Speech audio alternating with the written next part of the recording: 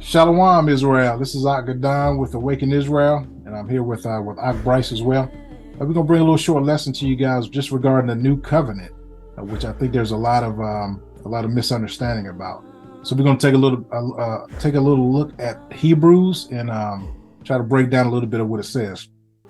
First of all, people think that we're in the new covenant right now, and that is not what Scripture says. So we're gonna prove that. We're going to show that in just a second. So we're going to start off with Hebrews 8, Hebrews 8 and 6. Let me share my screen. All right, here we go. Let's read Hebrews 8 and 6. But now hath he obtained a more excellent ministry, by how much he also is the mediator of a better covenant, which was established upon better promises. Okay, so there's going to be a better covenant, apparently.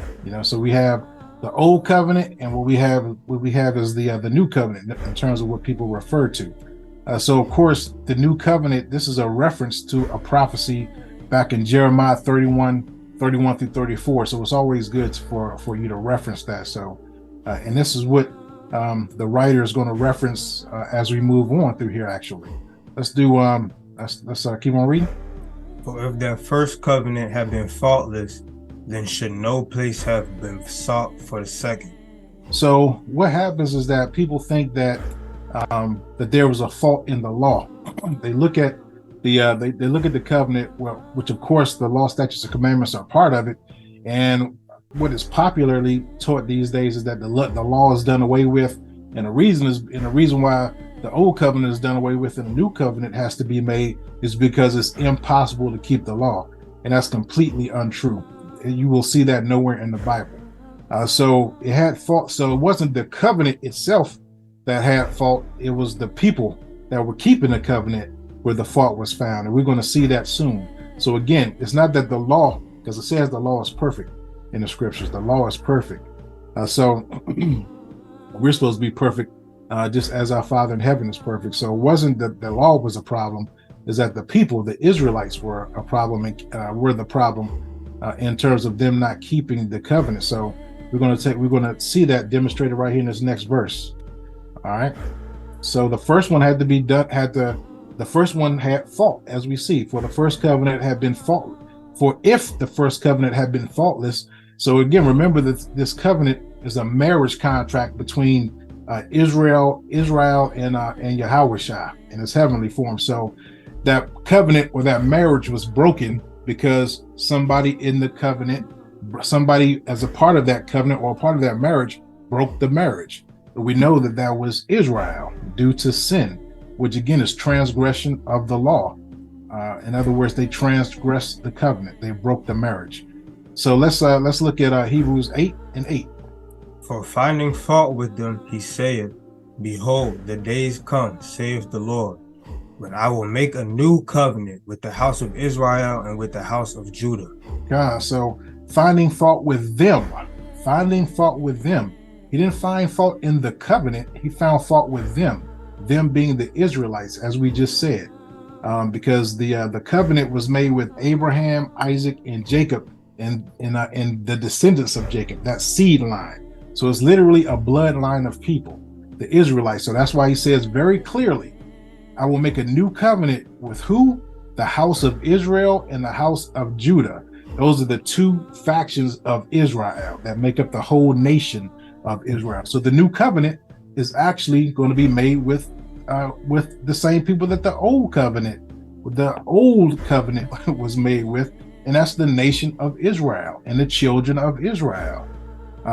So again, it was the Israelites that were the people that were the fault. It wasn't the covenant itself. It was the people that didn't keep it properly. So things are going to be changed so that going forward, when we get into the new covenant, so that fault does not happen again. And we're going to take a look at how that's going to be orchestrated. All right, let's go. 8 and 9. Not according to the covenant that I made with their fathers in the day when I took them by the hand to lead them out of the land of Egypt, because they continued not in my covenant, and I regarded them not, saith the Lord. So they continue not in the marriage. So it's the same thing. If anybody's married or understands marriage, if one of the people in the marriage, the husband or the wife, no longer continues in a marriage, in other words, they no longer regard the marriage, they're going to go off. That's breaking the marriage. That's exactly what we did. That's exactly what our ancestors did. We broke the covenant by going to worship other gods, by sinning, all of these different things, by going along with the ways of the other nations. We left our heritage. We left our covenant. We left our culture. We left our Messiah. We left our nation, and thereby broke the covenant. All of these different things. So because of that, and there was actually a part. There was actually a part even when the house of Israel was divorced. I believe that's also in Jeremiah, but that's for another day. Let's look at Hebrews 8:10. For this is the covenant that I will make with the house of Israel after those days. So again, now he's going to go into what this new covenant is, and we see again who he's making that covenant with. That has not changed. That has not changed. All right, go ahead. Let's read it from the top. Saith the Lord. Let's read it from the top. For this is the covenant that I will make with the house of Israel after those days, saith the Lord. I will put my laws into their mind and write them in their hearts, and I will be to them a God, and they shall be to me a people. So, excuse me, as we see, the laws are not the problem. The law, statutes, and commandments are not the problem. The laws are also a part of the new covenant. It's just that this time he's going to put them in our mind, and he's going to write them in our hearts. That's going to be the difference, and there's a process that has to take place in order for that to happen. Let's do the next verse. And they shall not teach every man his neighbor and every man his brother, saying, Know the Lord, for all shall know me, from the least to the greatest. So something's going to happen where we won't have to go to an assembly and be taught anymore. Everybody's going to know it. Everybody that's going to be in that new covenant is already going to know everything. It's going to be in their mind, and not just in their mind, it's going to be in their hearts, which means they're going to have a circumcised heart. Everybody that's in that new covenant is going to be, the law is going to be in their mind, and it's going to be in their heart perfectly. All right, let's read 8 and 12. For I will be merciful to their unrighteousness, and their sins and their iniquities will I remember no more. In that he saith, a new covenant he hath made to finish the first old. Now that which decayeth and waxeth old is ready to vanish away. God, so this is the book of Hebrews. So Yahushua has already sacrificed himself. So it says now that which decayeth and waxeth old is ready to vanish away. But hold up, I thought when Jesus died, the new covenant began. Well, why is he saying that now that waxeth old is ready to vanish away? It hasn't vanished away yet. Okay, so that lets us know, and I mean, this whole scripture lets us know that people have been telling us lies. And again, this refers back to Jeremiah 31 and 31. So just so we understand the process, because this is not a blink of an eye type of situation, and everybody's going to know that is going to know know all of the law, statutes, and commandments. So what this is that this is actually going to happen. This is what the Feast of Tabernacles and the Last Great Day represent. This is when Yahushua, when he returns to earth, and he has that millennial kingdom, that 1,000-year kingdom. During that kingdom, during that time period, that 1,000-year time period, this is the time when he is going to correct everything. Like right now, people don't know when the Sabbath is. People don't know what's against the law, what's okay with the law. People don't know. A lot of people disregard the law and think it's completely done away with and everything else. So what's going to happen when he comes back? He's going to reteach He's going to reteach things. The same thing that he did when he came back, when he came here the first time. He wasn't doing anything that was different from what the Israelites were given before. He was correcting the Israelites in the New Testament writings, in the Gospels. He was correcting things because we had gone off. We were doing traditions of men and discombobulating what was written in the Word and everything else. So he was correcting. So the same thing is going to happen again during our millennial kingdom. He's going to take 1,000 years to do that. So during that time, that's when his ways, the law, statutes, and commandments, all of that stuff is going to be embedded in us. And the rebels are going to be purged out, which means those that don't want to obey, they're going to be kicked out of that kingdom, and they will no longer have a shot. So again, the New Testament, the New Covenant, none of that has started yet. The New Covenant still hasn't started yet now. And even when he returns, the New Covenant will not have started yet. So he's preparing for the New Covenant. He's preparing for all of that stuff. So he has to teach us all of these different ways, so that it is locked in his ways. The laws are locked in our minds, and they're locked in our hearts.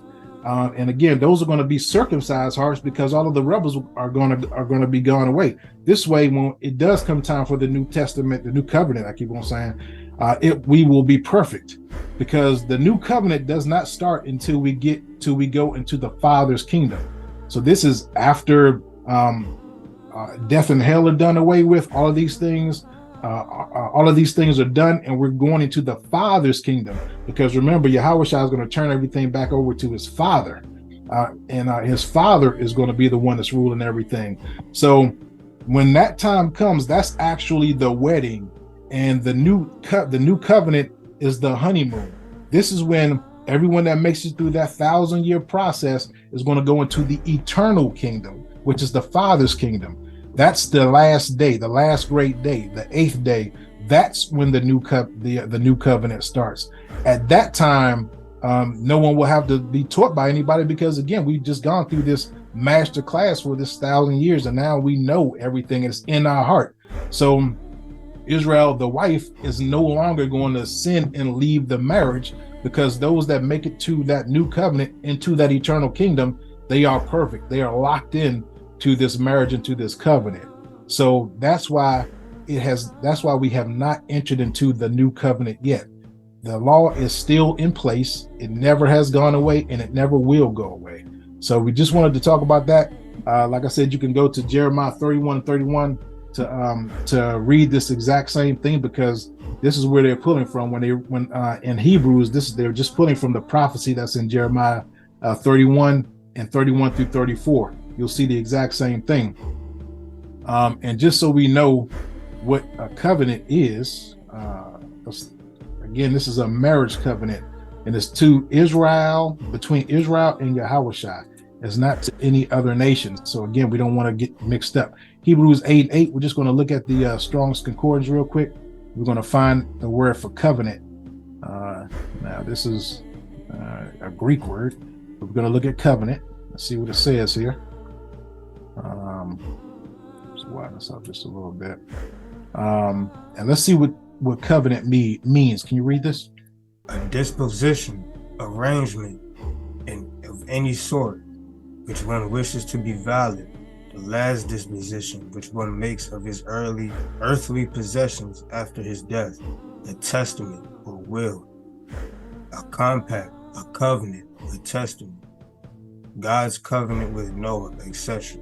So a covenant, just like when you get married, you're making your marital vow, your covenant vows. That's what the law, statutes, and commandments are. He gives us these law, statutes, and commandments and promises, and we say we will do. We agree to keep those things. That means we are agreeing to the marriage. And we also see that this word that is being translated is used for covenant 20 times, and it's also used for testament.